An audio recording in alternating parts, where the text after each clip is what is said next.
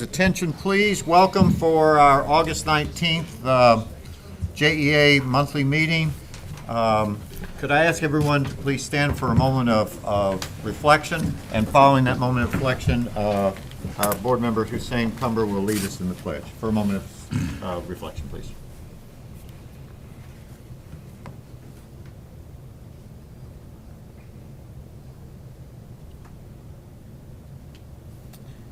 Pledge allegiance to the flag of the United States of America, and to the republic for which stands one nation, under God, indivisible, with liberty and justice for all. Thank you, sir. Thank you, everyone. Please be seated. Ladies and gentlemen, our safety briefing, adoption of the agenda. Need a motion, please. So moved. Second. Second. All in favor, say aye. Aye. It is unanimous. Safety briefings. Ted Hobson, our Chief Compliance Officer. I guess we better listen to you, your Compliance Officer. Thank you, Mr. Chairman and Board. I'll make this quick. We've got a few visitors. I'll remind everyone that if we have to exit the room today, do so in an orderly manner out these doors. To the left of the elevators is the stairwell. Grab the handrail, walk quickly but safely down 8 flights. Turn to the right when you emerge onto the deck. Go across the street to the parking lot right next to the Baptist Daycare Center. You are responsible for the person on your right, making sure that they also get out of the facility. If you feel like you're challenged and can't do the stairs, wait in front of the elevators, and our security personnel will bring elevators to help those that can't use that. We do have fire extinguishers for use in getting to the stairwell. Only if you need them in getting to the stairwell is the only time to do that. I and the security personnel present will make the 911 and security calls, so you don't need to worry about that, and we'll also make sure that everyone exits the room. Many JEA personnel are CPR trained. Can I see a show of hands? Okay, so these are the folks that are available if we need CPR. And the restrooms are to the right as you exit this door, and that's it. Thank you. Thank you, Tim. Appreciate it. Thank you for all the good work that you're doing. Ladies and gentlemen, if we look at our agenda, we reached that part, presentations and comments. We have one speaker today, Mr. Carnell Oliver. If you would please come forward, sir, and if you'd please state your name and your address for the record. And welcome, sir. Welcome. How you doing? Carnell Oliver, address is on file. Personally, I've been keeping up with the PSC and some of the things that are going on. The PSC has been holding hearings talking about the clean energy plan that the EPA has brought down on every state, and what some small renewable energy companies are trying to do is trying to really force Governor Scott to really come up with a more diversified energy plan for the state of Florida.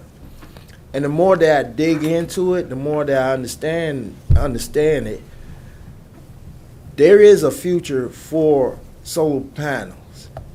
It's not cost effective as of right now, but when you start redeveloping our new energy plan, I want there to be a real strong emphasis on solar panels. Solar gardens are popping up from South Carolina to North Georgia and some parts of Southwest Florida. Individual solar panels are not cost effective, but community gardens are more cost effective. All it takes is communities paying into it. They either get a reduction on their utility bill, or they can sell the power back. It's really how y'all want to put this thing together. But I really want a strong emphasis really put into solar energy. If there is a real strong clean energy emphasis, solar panel is probably the best way to go. It's just the technology is not there yet for individuals, but especially for our business areas. Pritchard Road, West Side Industrial, our major business corridors could really benefit with some type of partnership to really help them reduce the cost, because those property owners have a hard time trying to compete and bring business to their area because of the power outages and overall cost of usage. That's all I really want to say. Thank you. Thanks, sir. Thank you. Appreciate you being here. Thank you very much. Council liaison, Chairman, Mr. President, Bill Bishop, President Bill Bishop. Comments? No comments today. No comments. Thank you very much. No news is good news. All right, ladies and gentlemen, if you will look at your agenda, the consent agenda, only a single motion, second or vote are required for concurrently approving and receiving items within the consent. Items, Roman numeral A-1 and 2 require action, and items 3 through 6 are provided for information. I'm going to ask for a single motion to approve the action items, and then I will then ask for a second one for A through 6. So moved. Second, any discussion? All in favor of the first one, say aye. Aye. Need a motion for A 3 through 6. So moved. Second? Is there a second? Second. Discussion. Hearing none, all in favor of information items, say aye. Aye. Opposed, show it unanimously. Thank you very much. All right, we will move then to strategic discussion actions on B1. Approval of access land swap agreement related to Southside Generating Station. Nancy Kilgo, Director of Government Affairs. Good afternoon. Welcome. Glad to Thank see you. you with this presentation. Thank you. I'm back. Southside Gym once again. Today, we have an item in your package to ask you to approve 2 agreements that are really part of an overall framework to improve the access to the Southside Generating Station property. We put the request for proposals on hold, and in order to try to get this finished so that we could assure proposers that we did have the title or the framework to get the land rights to improve the access on Prudential Drive and Broadcast Place. The school board approved their portion of the agreement on July 1 at their board meeting. And the second agreement between the city, JTA, and JEA will go to the JTA board for its consideration on August the 28th. We're asking you to approve the school's city JA agreement today, and then to tentatively approve or approve subject to the JTA board's approval, the second agreement with JTA, the city, and us. The item also asks for you to delegate to Mr. McElroy the ability to make changes that we think are appropriate if requested by JTA. And then once we receive proposals from prospective bidders that have an interest in the Southside Gym property, to make modifications to the alignment if all parties are agreeable to a proposed different alignment. That would have to go back through all the various agency staff to get that done.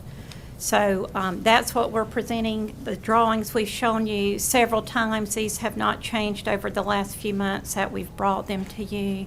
So I'm available to ask questions.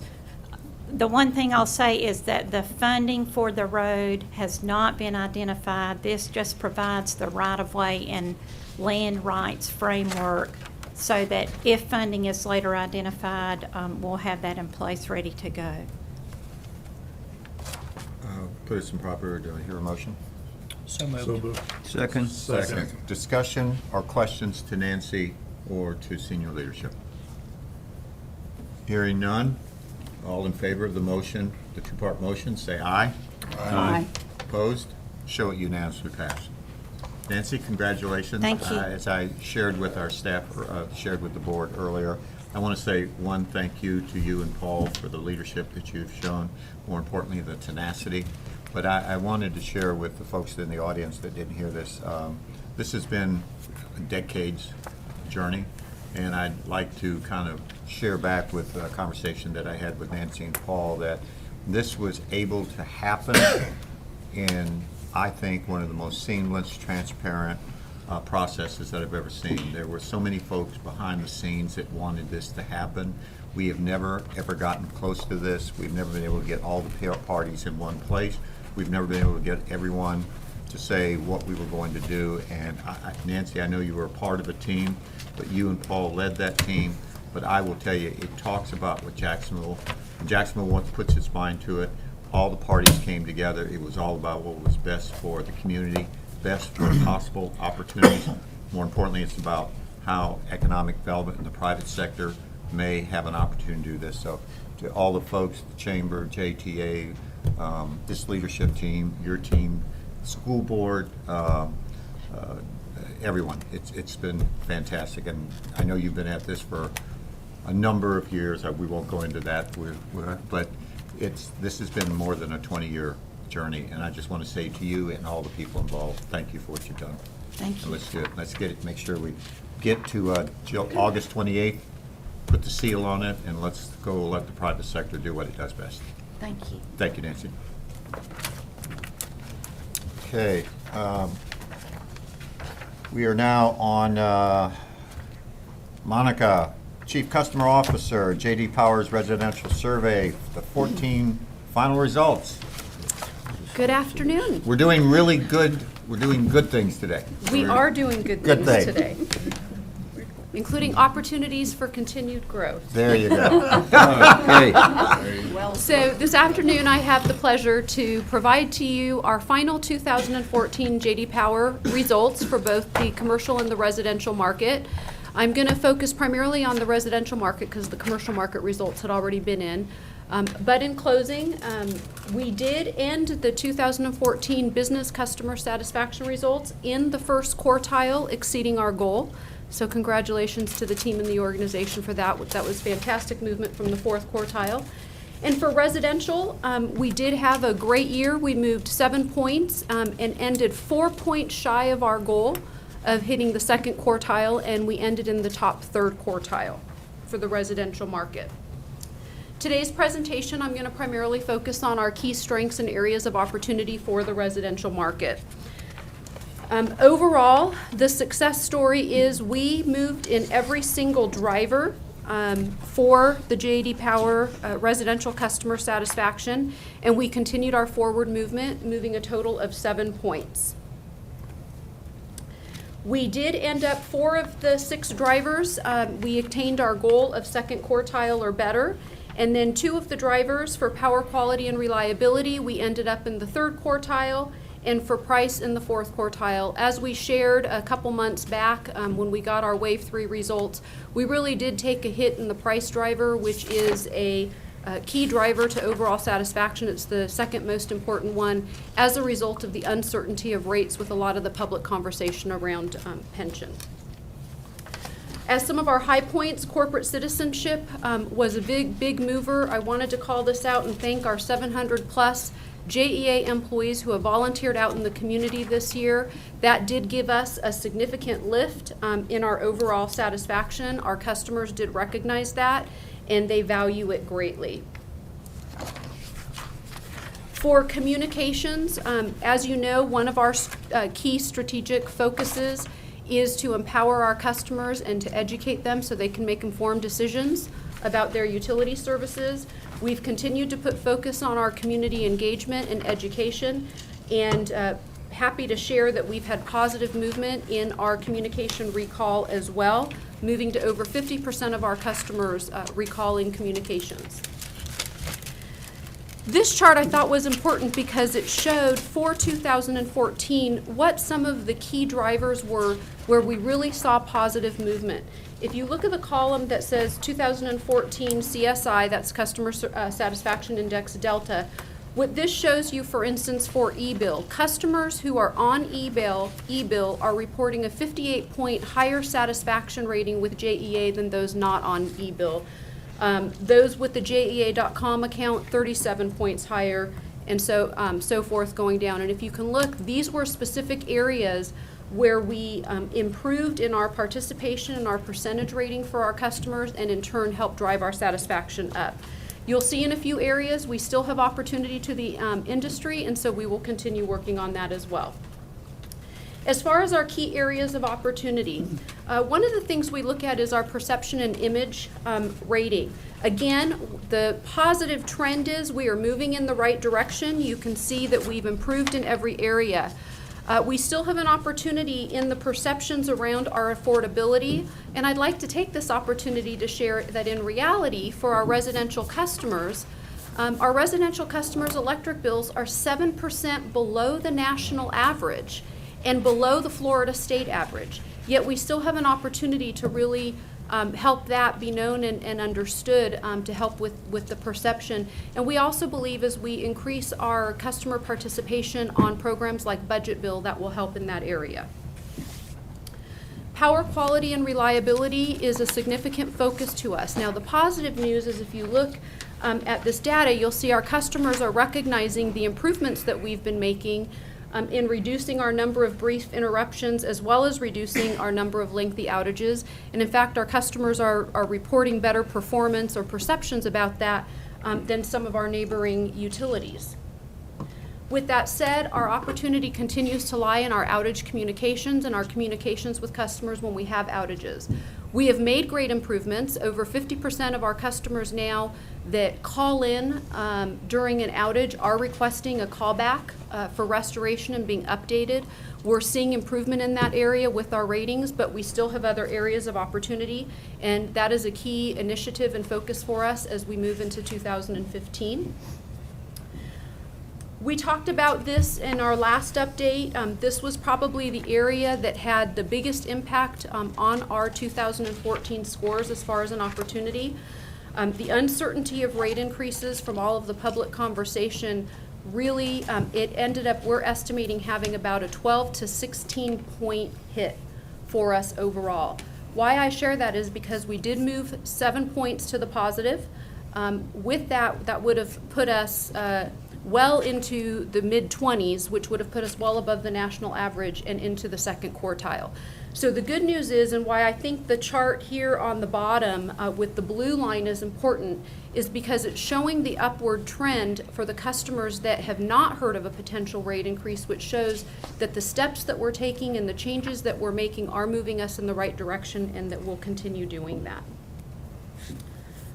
Again, we've made a positive movement on some key communication topic areas that have higher satisfaction, and we'll continue doing that. Our billing and payment index was very strong for us, and we'll continue in that light, but I wanted to point this out that we have an opportunity still on budget billing. Our customers who are on budget billing give us a score of over 800 in satisfaction. And so we want to get more customers on that program, and we know that we're falling behind the market. Finally, in the area of customer service, one of our great opportunities that we're learning as we look at the data more closely is that customer service is brought together by our call center, our JEA.com, as well as our automated phone system. And we have made great strides in many of those areas. The market continues to move. We continue to have opportunities in some of those areas. So we have a concerted focus right now on what I would say is people, processes, and technology, where we're trying to bring all those together, help our hold times in the call center, help our first contact resolution, which we talk about monthly, as well as improve our functionality on JEA.com and our IVR, and increase our self-service utilization. So with that in summary, it was a great year. We moved up 7 points. We moved in every driver. We're moving in the right direction. We know where our opportunities are, and those will be a big part of our 2015 strategic plan, and we have already started that work going forward. And we're really excited. And in closing, I want to share next month, I'll be able to share with you, but we just got the results last week. We got wave 1 of our 2015 business customer satisfaction, and we remained in the first quartile. Wow. So we had over a 20-point gain from where we ended 2014, which is in the first quartile. So that trend is continuing, and we're very, very proud of that. Feel really good about the strategy, the focus, and the plan, and the employee support to continue to move us forward. Thank you. Comments? Great job. Good You're job. Very Very good. good job. Thank you. I want to share with my colleagues, you know, on this part that we did, that where we, what they call the public conversation. I like that. Chairman Townsend loves that thought, being in the communication. You know, I really want to express on behalf of the board the good work that Jane and Jerry, but candidly, the media in this community, why we saw a dip from our customers. I think over this last, how long has it been? Seems like 12 years, but when we've had this public discussion, I don't remember a time when it has been handled, I think, with more accuracy or balance. To be honest with you, I was afraid that it would look worse. But I will tell you, in going back and talking with Paul and talking with Jane and Jerry, the coverage, I think, has been more than balanced. I think that people, get it. There's a concern, as it should be. But I really think that, again, as I said earlier, that the Jacksonville, the media community got it, understood it, reported as they heard it. There was no sensationalism. I thought that our talking points, I think, from the board's perspective, from our fiduciary responsibility, I think it got out there. It was handled beautifully. So I want to say just to everyone, it was a team effort. But I think we're going to get through this, as we will. We will do what we need to do. We've got a process in place.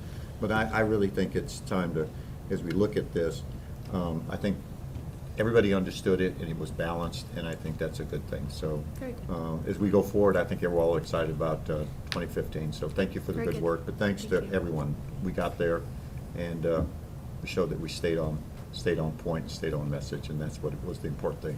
The message was accurate, and we're going to stay the course. Very Thanks. good. Thank you.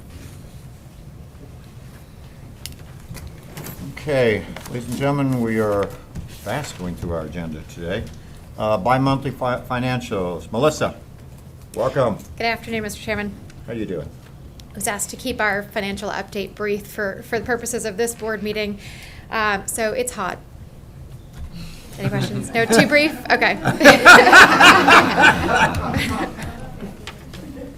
wouldn't know where we were going on that. For all the people on Skype, I just want to know, I wasn't sure where we were going there. Our key financial metrics so far this year are projected to be healthy. We're showing debt service coverage within the range, liquidity that's within the range, within the target. And I'll talk a little bit more at the end of this presentation about why those two metrics in particular are very important to our financial health. And debt to asset ratio continues to move in the right direction in both systems.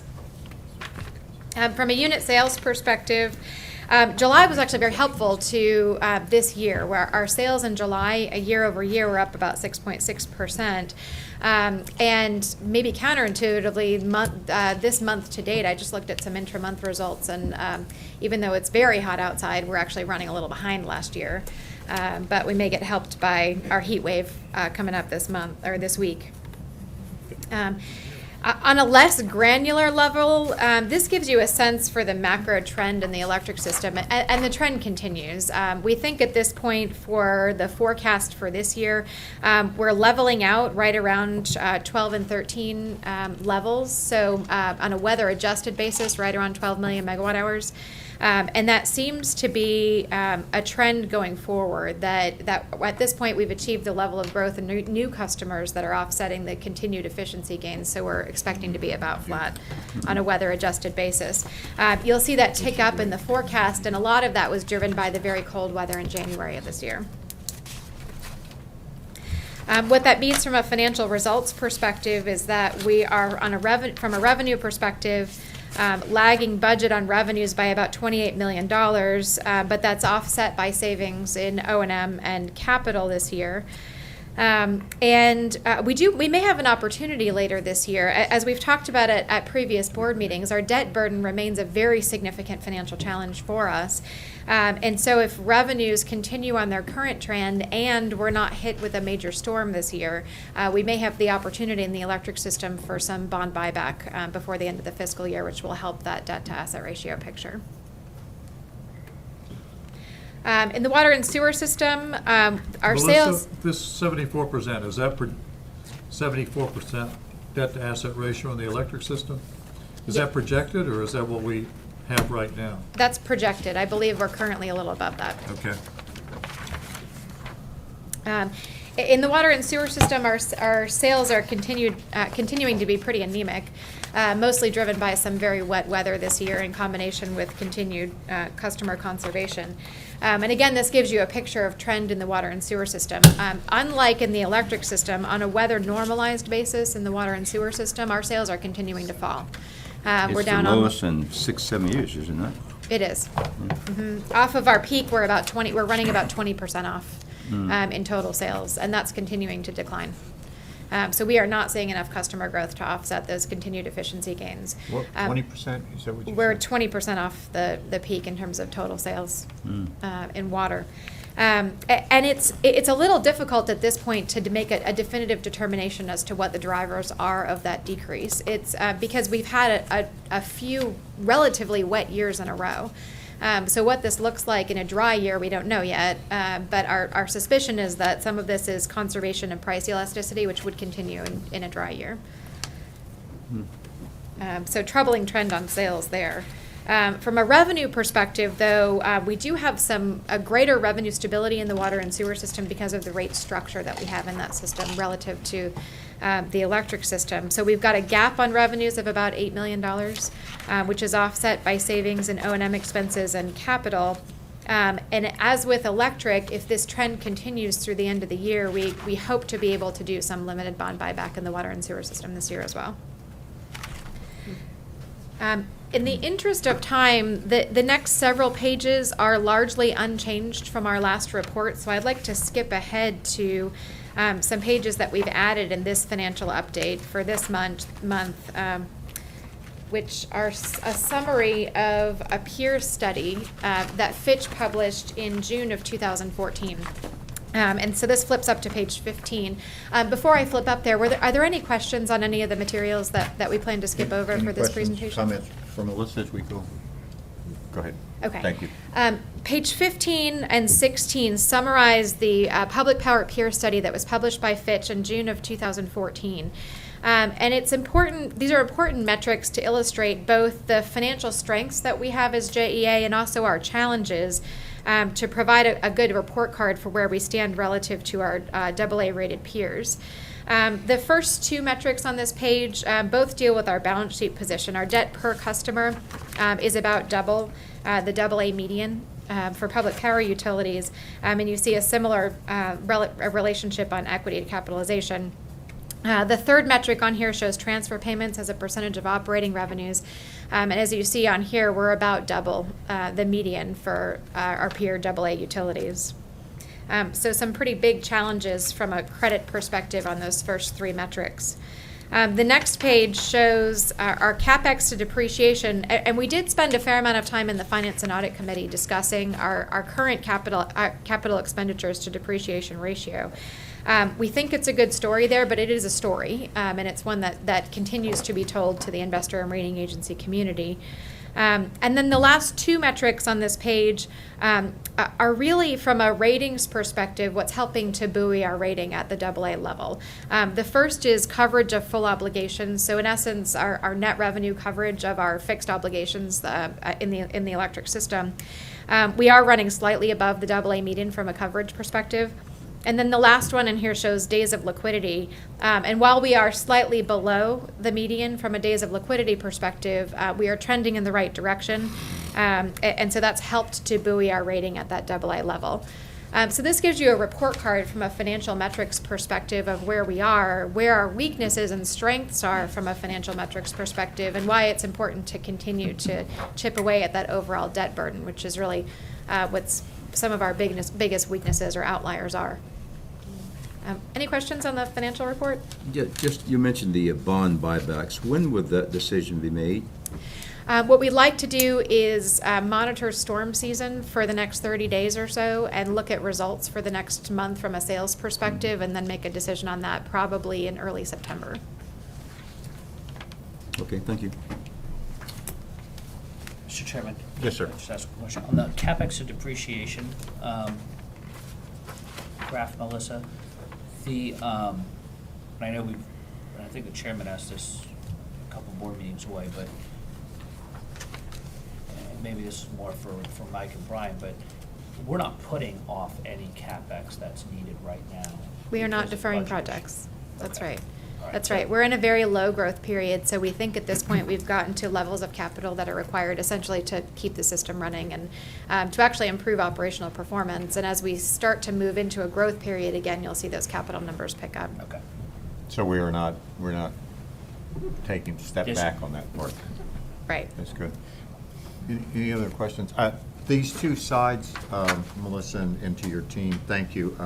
I think, as you've laid out, we've got, when you look at page 15, why I think we've got, it shows 3 charts of double challenges, double the percentage on each 3 charts.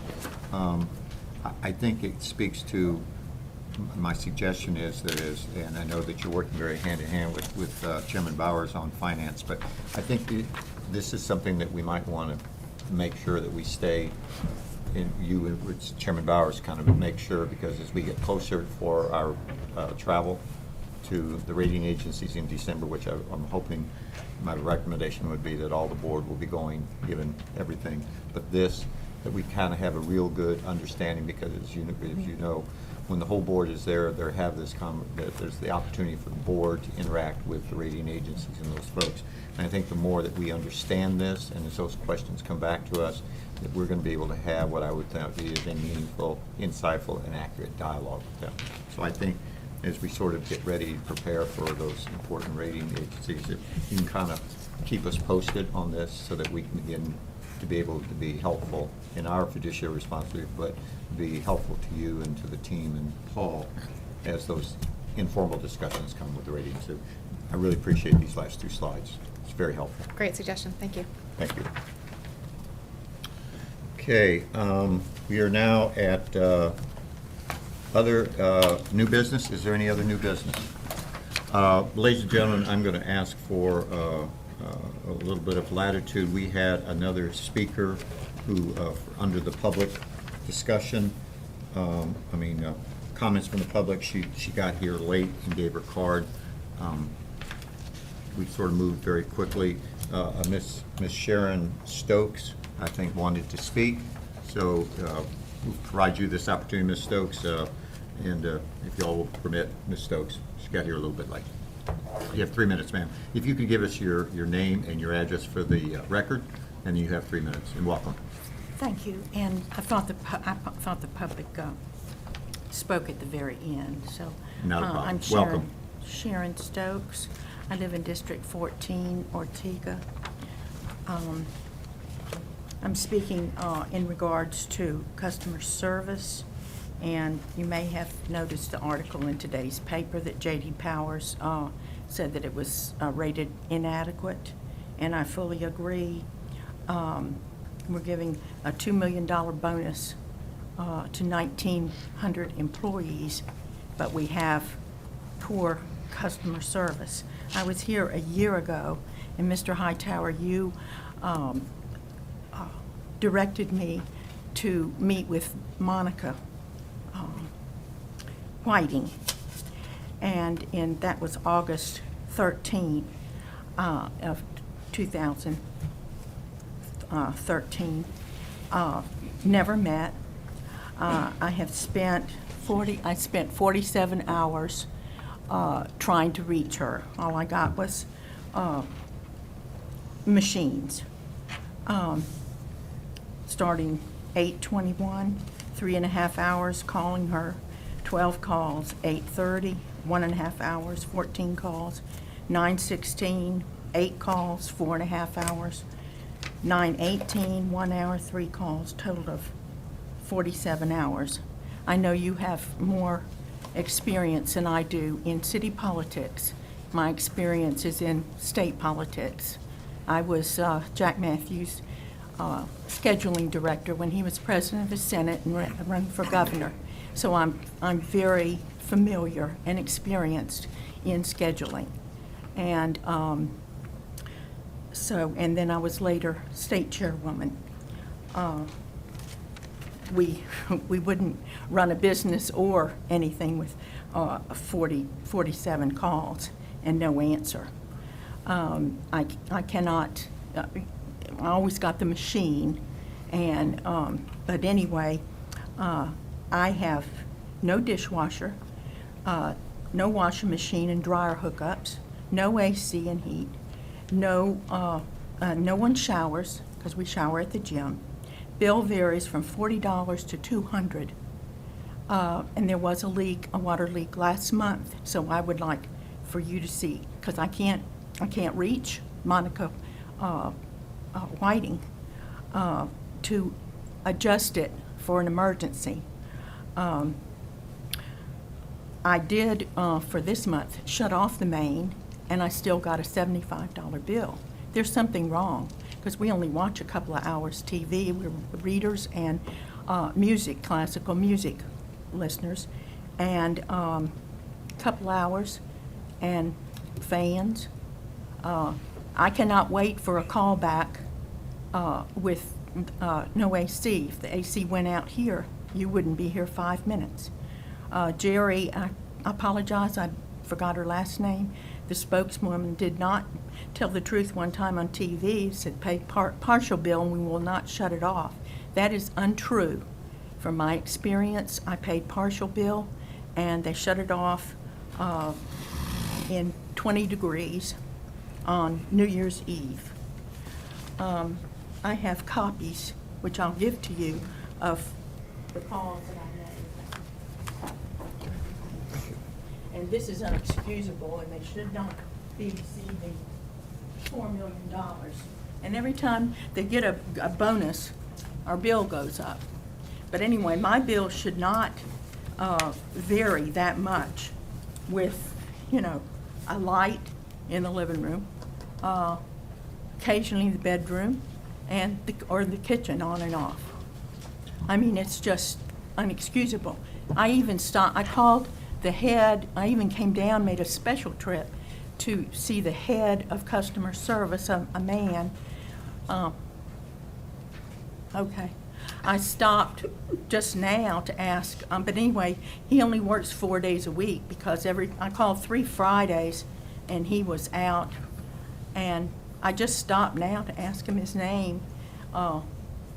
They didn't know how to find out. Then someone else came in, instead of saying, just a moment, I'm with a customer. All right, well, Ms. Stokes. Okay, but anyway, I would Ms. like- If Ms. Whiting is here, she's at the back. I don't understand why there was a disconnect. I'm not sure, but she is here if you'd like to see her. And I appreciate this information. I will pass this on to those folks. I would encourage you all to meet with Ms. Whiting. She's here. Monica is here. Just for point of clarification, those were not bonuses. Those were incentive programs, and they're not bonuses. There is a distinction. I just, again, don't mean to be confrontational or argumentative, but just for clarification, that is part of our process. I then do you understand need to- what was said in the paper. Says call- they I'm call getting it it from the bonuses. chairman's perspective, speaking on behalf of the board that worked those out. Again, not trying to be argumentative. I'm happy to have Mrs. Whiting or any of her staff work with you. Sorry for the inconvenience that was done. We will look at this, and I appreciate you coming. Thank you very much. Have a and good so that's day. the best you can do. You can't contact someone for me and get it Yeah, straight. we'll have someone right here. She's right here, and We we'll let did you. this last time, it didn't work. Well, Ms. 47 White, hours. trying to Ms. reach Whiting you. is right here, and she'd be happy to meet with you right here. Thank you very much. Any other new business? Old business? None. All right. Colleagues, I'd like to turn the meeting over to our distinguished chairman of the Finance and Audit Committee, Mr. Bowers, who is going to report on the August 11th Finance and Audit Committee. So at this point, I turn the gavel over to you, Chairman Bowers. Good afternoon, everybody. A little over a week ago, we had a rather lengthy meeting, 2.5 hours, going over the materials that we're going to go through rather quickly here today. But I can assure you, we got an awful lot of detail on this information. I'll report to you a little bit about what we heard. The first thing I'd like to ask for is approval of the minutes from the May 12th, 2014 meeting. These are in your books, and could I get a motion to approve? So moved. And second. Okay. Approved. We'll ask for a motion. All in favor? Aye. Fine. The next thing on our agenda is that the Institute of Internal Auditors requires that the Finance and Audit Committee annually review and approve the JEA Audit Services Charter. We reviewed it and we found it to be in good shape. Secondly, the Institute of Internal Auditors mandates that the Finance and Audit Committee perform an annual review and approve the committee's governing policy. The revised Finance and Audit Committee policy, these points. So move. This has been moved. Is there a second? Second. All in favor? Discussion? Aye. I'm sorry, discussion? All in favor, say aye. Aye. Opposed? Show it unanimous. Okay. Next, I'd like to call upon Melissa Dykes to go over some basic information that we got on the work plan to respond to the police and fire pension fund proposal.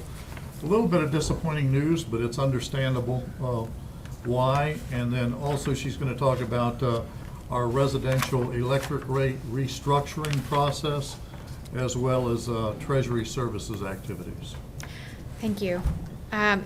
With respect to the first item, the additional contribution proposal, we are continuing our work under the oversight of the Finance and Audit Committee to complete a full analysis of the proposal. The analysis is extremely complex, and we flagged for the Finance and Audit Committee an example of one of the foundational questions which remains outstanding, and that is whether or not our employees would remain exempt from Social Security were we to spin off into our own plan, and that is an unanswered question as of today. We also, because of the complexities and the sensitivity of the data that's involved in this analysis, the exchange of data between actuaries took longer than expected under the work plan. So we're continuing to work hard toward completion of this in November as originally scheduled, but we flagged that we may be behind on the deliverable, and we will continue to keep the Finance and Audit Committee and the board posted on schedule on that. With respect to the rate restructuring in the electric system, we discussed during our strategic planning process that we have a significant mismatch in the electric system between our fixed cost structure but variable revenue structure. And so we've assembled a team to analyze bringing those two into better alignment and provided the Finance and Audit Committee with an update on our work on that to date. The team is working to balance the goals of increasing revenue stability, improving the system utilization of the electric system assets, and minimizing impact to individual customers. And sometimes those goals are competing. So we're working toward what we think will be an optimal solution on that front. We will bring recommendations on that analysis to the Finance and Audit Committee at a future date, and then to the board. What's important to note about this discussion is it is not a discussion about a rate increase. It is simply an effort to bring better alignment between our cost structure and our revenue structure in the electric system. On the Treasury Services front, Treasury completed 3 refinancing transactions since our last update to the board in the spring. There were 2 refinancings for the St. Johns River Power Park and a third for the water and sewer system. That brings the total for this fiscal year up to 6 refunding transactions with a total par amount of about $800 million. That has generated more than $100 million in present value savings for our customers, which was possible due to the low interest rate environment through this fiscal year, the credit strength of JEA, and really highlights the value of our credit rating, and the hard work and dedication of the Treasury team in executing those refundings. Any questions on any of that update? Yes. Yeah, I just want to ask Melissa, on the fire and police and fire pension fund, we have a rating agency meeting the first week of December. Obviously, it's been a topic of discussion for the last 7 or 8 months or so. Is it conceivable that we will not have completed the work by then? My sincere hope is we will have it completed by then, but it is conceivable that we will not have it completed by then. Process, Chairman Powers? Yes. As I shared earlier, usually what we had laid out when I worked with Melissa and Paul in laying out the timeframes and the process that we use is that once that information, we would receive that information, it would come to you directly before it would come to us at the board. I want to circle back to the question from Chairman Townsend, if that is possible, if we know that, then I would request, Chairman Bowers, that if you could find a way to call a meeting, because I think it's going to be important. The process was, it would come to your Finance Committee first, for you to look, evaluate, to go over that, and then you would bring it back to us now. We'd be happy to. As soon as they're prepared with something, we will have a meeting, even if it's an ad hoc meeting, and Okay. review it and then bring it to the board, Okay. And or at least have it ready for your consideration. yeah, and I'd appreciate that. Yeah. The other issue, and I'm going to go ahead and put this out because I think it's important, would be transparent and seamless on that. If we find that we do not have that information and it's not been done to the board, then I think that I think as a board member, we will have talking points, because I think if we don't have something to say, then you don't have to explain what you don't say, but I think we need to be able to explain up in New York why we're not ready and the reason for that. Through Chairman Bowers. Thank you, Melissa. Thank you. The committee also received several other reports. We received the Ethics Officer's Quarterly Report. I could say that there was no unusual activity or nothing that would really should rise to the attention of the full board. We got an update on the Energy Market Risk Management Policy. Very little has changed here. We have lots of coal forward, but that's about it. The Enterprise Asset Management and Capital Spending, Melissa referred to this earlier, and we got a lot more detail on how they go about approaching this. It's basically a top-down and bottoms-up approach. And by that I mean we look at our overall depreciation. In favor, say aye. Aye. Show adopted. Thank you. The Workforce Development Committee was provided an update on several important initiatives. The first was JEA's Career Academy. This Career Academy is a partnership with Duval County Schools to prepare high school students for JEA apprenticeship positions. JEA's efforts will also allow us to prepare for future workplace talent needs and to assure the company's talent mirrors our customer base. And I really wish we had a little bit more time on that, because it's just an outstanding program and they're just doing such a great job. Secondly, talent reviews and individual development plans. The talent review process is a tool that is used to provide a forum for career planning, succession planning, and overall employee development. Through this process, employees are offered the opportunity to submit information regarding their skills, knowledge, and expertise. It's an opportunity for the employees to tell their story. Thirdly, we got an update on the fiscal years 2014 and 2015 incentive pay plans. These incentive pay plans are based on JEA's goals in the areas of safety, customer satisfaction, and cost control. The fiscal year 2015 incentive pay plan continues to drive the organization's market-based and pay for performance compensation plan. Fourthly, the committee was provided an update on retirement benefits. Healthcare benefits is a primary portion of total compensation package. The organization continues to perform due diligence in building and exploring cost-effective plan designs. And I just would like to say again, staff is just doing a wonderful job. Angie Hires is just doing an amazing job. And I'm just completely impressed with how this is moving along. Thank you. Chairman? Yes. If I might say, just to dovetail on what Alicia just said, this committee has been in existence for about 3 or 4 years. It's operating at its highest level at this point. Very, very comfortable, and Angie and her staff need to be commended. Thank you, Angie. And Madam Chair? Okay. Good job. Thank you. Good leadership. Thank you. Would you like me to go ahead with EPA? Yes, ma'am. Okay. The EPA committee, consisting of myself, Wyman Winbush, and Hussein Cumber, met yesterday, also, August 18th. The committee was provided an update on, number one, JEA's response to the Florida Public Service Commission's questions on the EPA's proposed Clean Power Plan rule.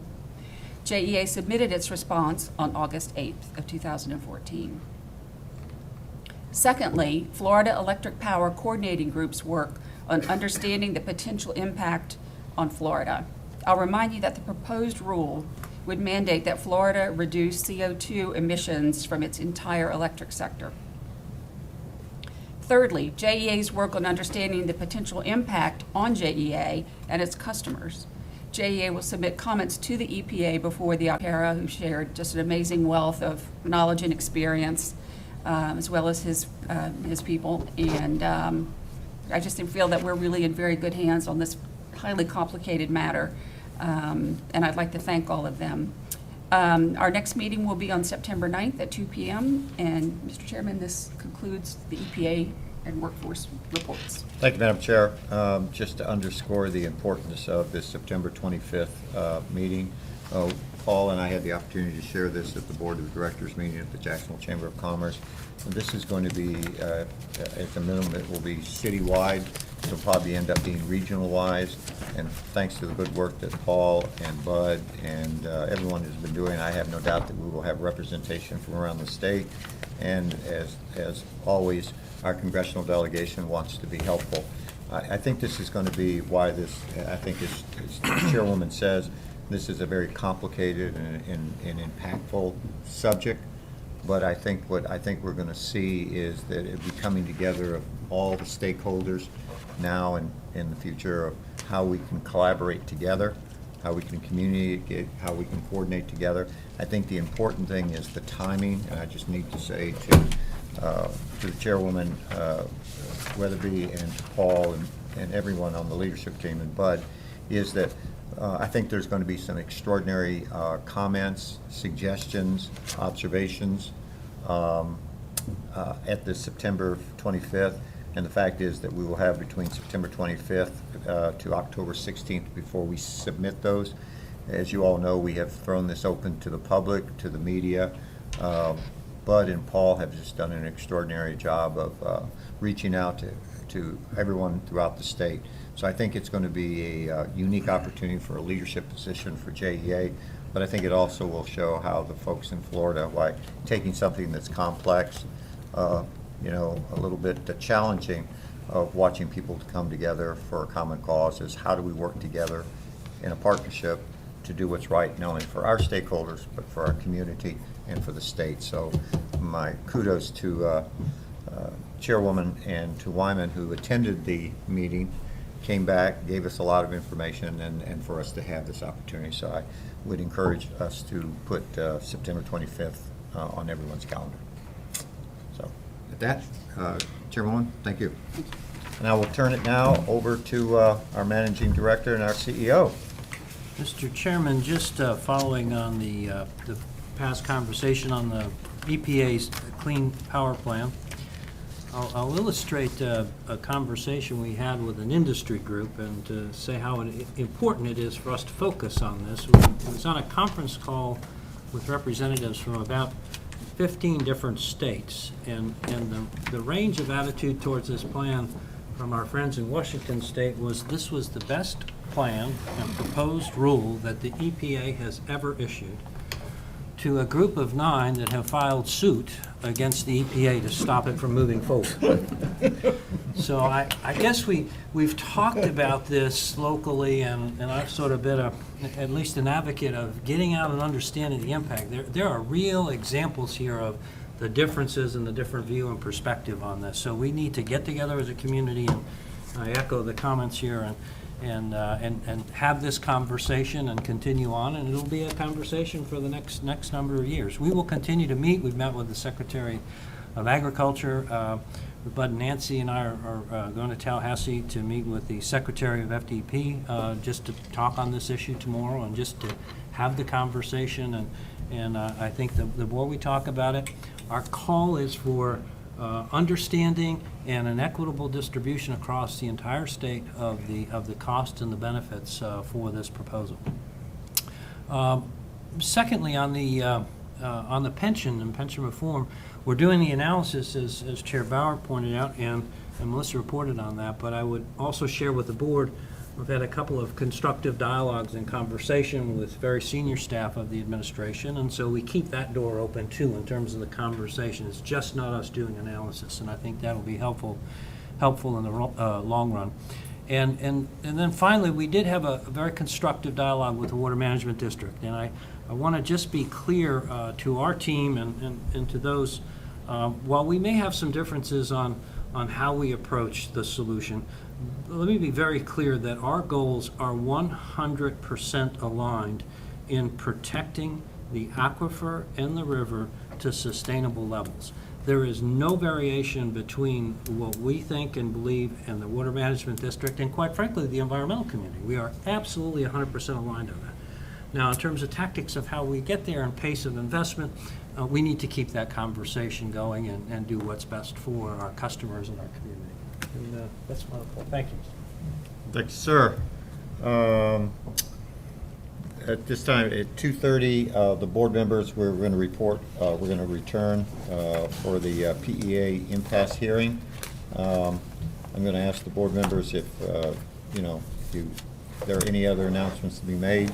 If not, we will take a short break and we will come back at 2:30 for our scheduled. Mr. Chairman, I have one further announcement. Yes, sir. And while it may be a matter of public record, I want to make it absolutely public, that I would like to congratulate our chair on his recent announcement of his plans to retire. From the board? Not the board. Oh. Not the board. Oh. But retire from Florida Blue. And after 34 years of Distinguished career. outstanding service and to Florida Blue and all of the related activities, being the representative chair, community activities, just an outstanding career. And we're going to save the best for last when you ultimately retire from the board at some point in time, which I hope is way in the future. But I want to congratulate you on Thank the you. decision. It's well earned. Yeah, yeah. And, Thank you. Appreciate it.